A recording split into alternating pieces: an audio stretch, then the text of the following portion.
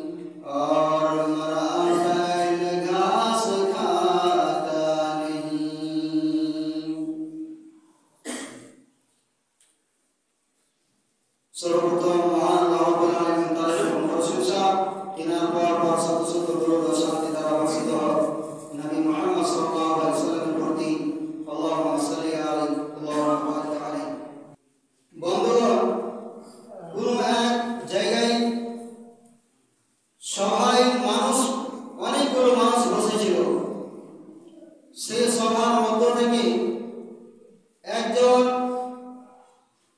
সবচাইতে বয়সপ্রাপ্ত মানুষ, বৃদ্ধ বুড়া মানুষ দাঁড় হয়ে যে বলল, যে মতো সম্ভাবনা মহামারীর সবচাইতে বয়স্ক লোক হলো আমার আগে দিকে বসা সিদ্দিক সাহেব বা মহাসেন বলতে এই দুইজনের লোক মহামারীর মধ্যে সবচাইতে বয়স্ক লোক হবে। এই দুইজনের মধ্যে কেউ একজন উঠে বসে সবার মধ্যে বলছে যে বন্ধুগণ, তোমাদেরকে কি বলবো, এই সবার মধ্যে তো আমি সবচাইতে ছোট। আর কিছু বলতে যে যাবে তার আগে সমস্ত মানুষ হাসতে আরম্ভ করে দিয়েছে। দেখো দেখো, বুড়ো মানুষ পাগল হয়ে গিয়েছে। তাই বলছে যে সবচাইতে বয়স্ক মানুষ, আর বয়স্ক মানুষ হওয়ার পরে বলছে আমি সবচাইতে ছোট মানুষ। নিজের কথা বাদ দিয়ে আমার মানুষের মধ্যে বলতে আরম্ভ করে দিল, ও সবার মানুষেরা, আমি যে কথাটা বললাম যে তোমাদের মধ্য থেকে সবচাইতে আমি ছোট্ট মানুষ, তোমরা হেসে দিলে।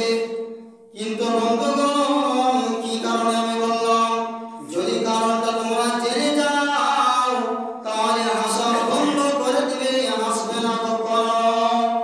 কি কারণে আমি বললাম যে সবার মধ্যে সবচাইতে আমি ছোট মানুষ? বন্ধুগণ, জানি আমার কাছে যতটুকু এখন পর্যন্ত আমার জমি রয়েছে, টাকা পয়সা আমার কাছে জমা আছে, এটি আমার সম্পদ। পিছনে যদি আমি করোড় টাকা, লক্ষ লক্ষ টাকা আমি যদি খরচ করে ফেলে দিই, খেয়ে ফেলে দিই, আর যদি বলি এত টাকার আমি সম্পদ, তাহলে আমাকে মানুষ বেকুব বলবে যে না, তুমি খেয়ে ফেলে দিয়েছো, শেষ করে দিয়েছো, সেটা তোমার সম্পদ নয়, তোমার তো খাওয়া হয়ে গিয়েছে। বরং এখন তোমার কাছে যেই যে টাকাগুলো জমা রয়েছে, এটা আসলে তোমার সম্পদ। তাহলে মানুষের কাছে যদি বাঁচা টাকা পয়সা আর বাঁচা জিনিসটা সম্পদ হয়, তাহলে আজকে আমার মহসেন মক্কির বয়স 94 বছর বয়স হলো। তাহলে 94 বয়স হওয়ার পরে 94 বছর বয়স তার ক্ষয় হয়ে গিয়েছে। আর যদি 2-3 বছর বাঁচে, যদি 100 বছরই তারা মৃত্যু লিখে রাখে, তাহলে তার আর কয় বছর, 6 বছর তার বাঁচা পুঁজি আছে।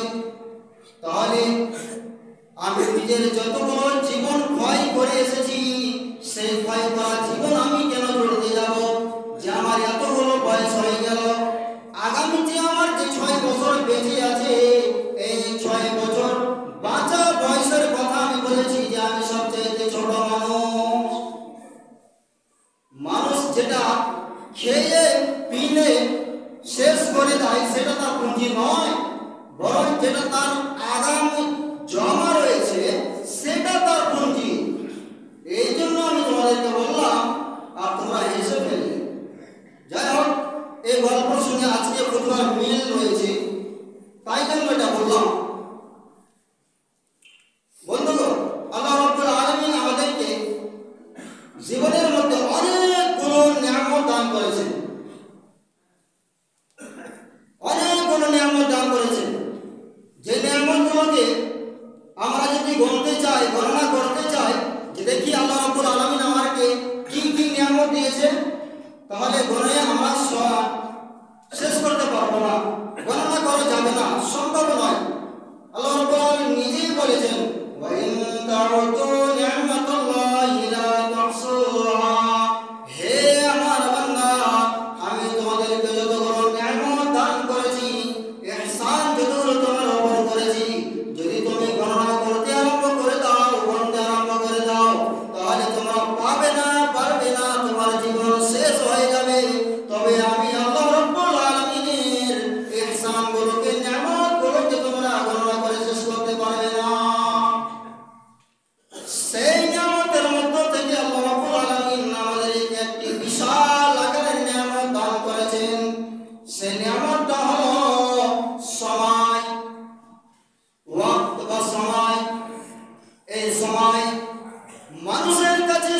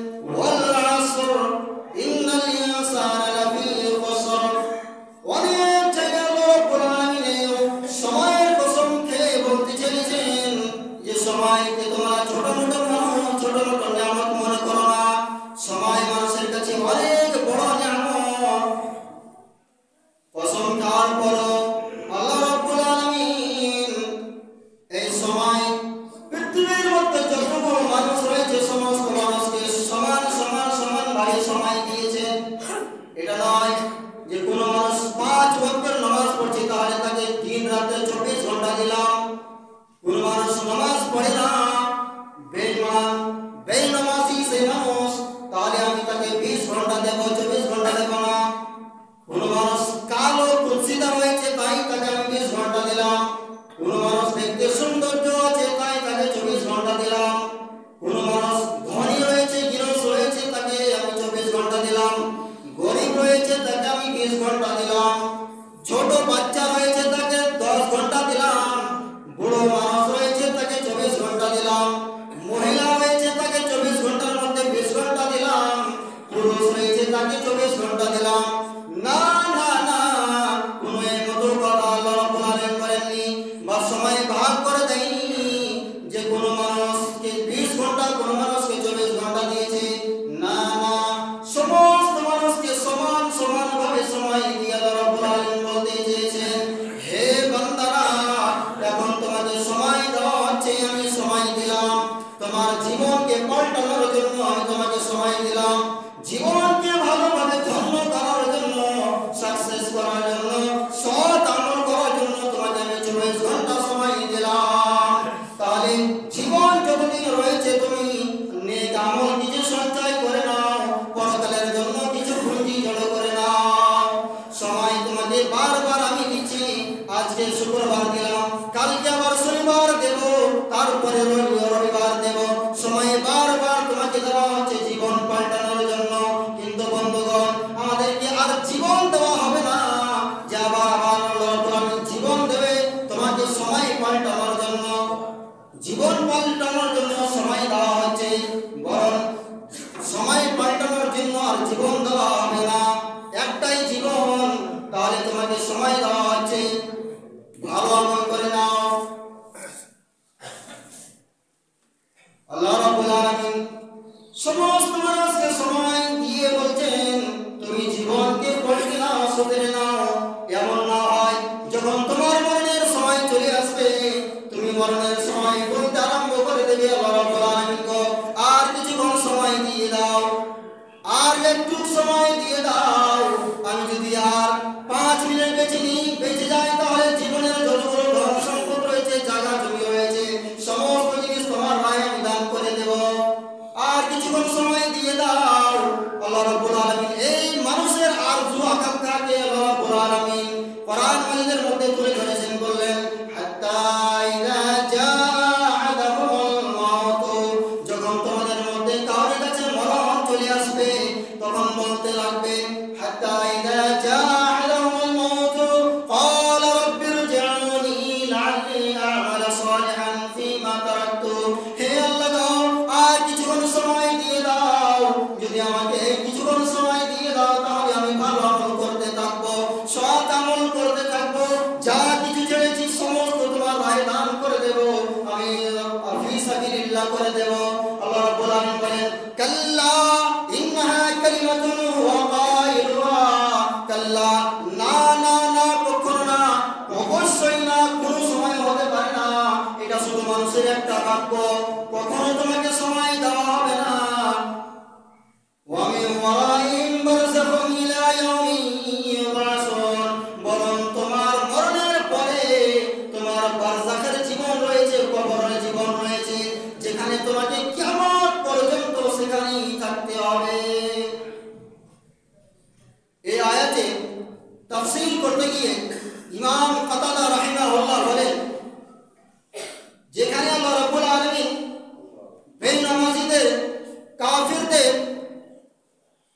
আরজু আশা আকাঙ্ক্ষাকে তুলে ধরেছেন, যে তারা মরে যাওয়ার পরে আর বলবে না যে আল্লাহ গো কিছুদিন আমাকে সময় দিয়ে দাও, দেখি আমার মা বাবা কেমন আছে দেখে আসি, ছেলে মেয়ে কেমন আছে দেখে আসি, বা আমার খানদান আত্মীয় স্বজন গোষ্ঠী কিরকম রয়েছে তাদেরকে দেখে আসি। এর মতো কেউ আর কোনো সময় আশা করবে না, বরং যতই খারাপ লোক হোক না কেন সে সময় আশা করি আল্লাহ দুনিয়াতে আমাকে পাঠিয়ে দাও, আমি ভালো আমল করবো, সৎ আমল করবো। তাহলে বলা হচ্ছে যে তোমাকে সৎ আমল করার জন্য সে সময়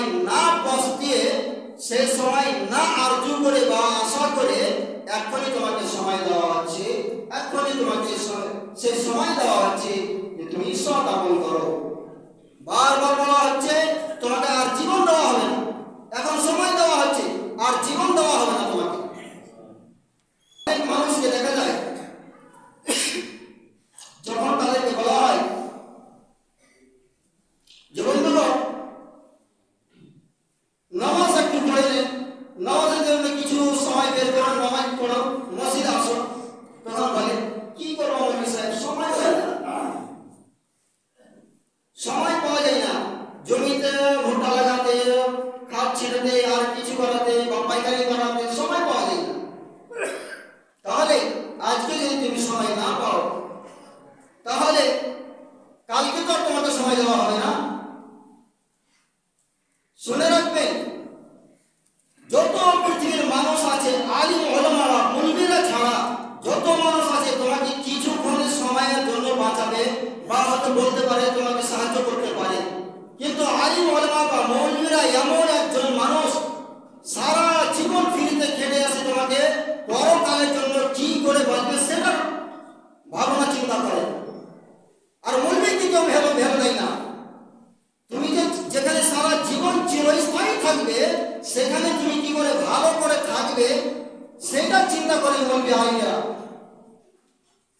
তাহলে তার চাইতে তোমার ভালো সোচনে মারা দুনিয়ায় পৃথিবীর মধ্যে কেউ নাই। এখানে তো কয়েক মিনিট তোমাকে জিন্দগি দেওয়া হয়েছে, যেখানে তুমি সারা জীবন থাকবে সেখানে তোমাকে বারবার বলা হচ্ছে যে মসজিদে এসো, সেখানে যেন কিছু সঞ্চয় করে নাও।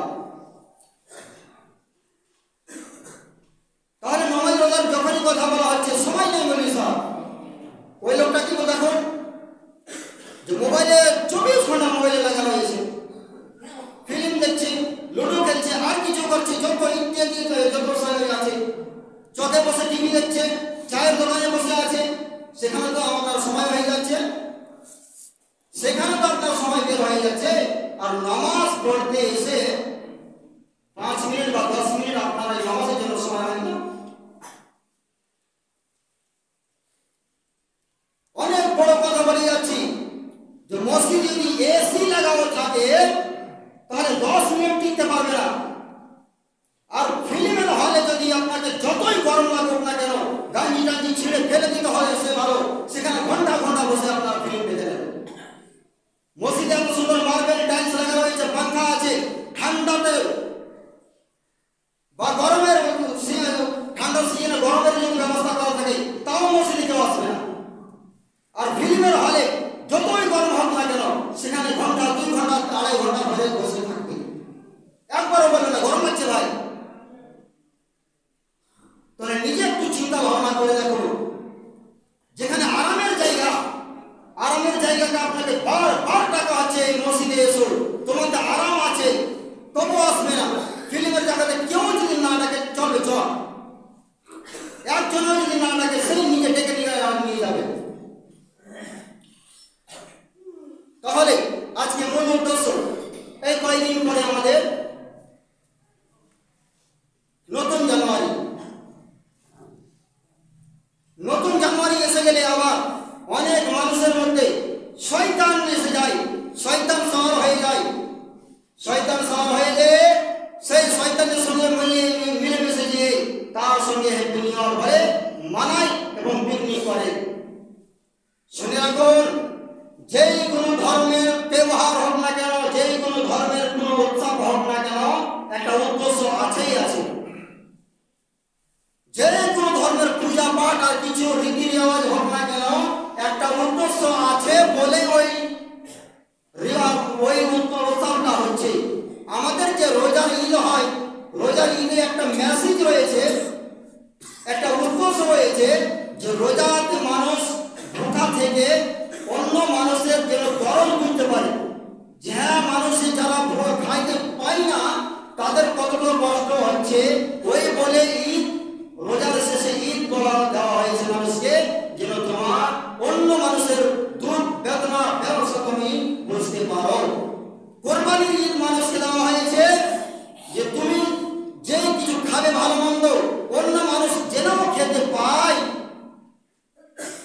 তুমি ভালো মন্দ সারা জীবন খেয়ে আসছো, যেন খেতে পায়। এইগুলো উদ্দেশ্য আমার 2 ঈদের।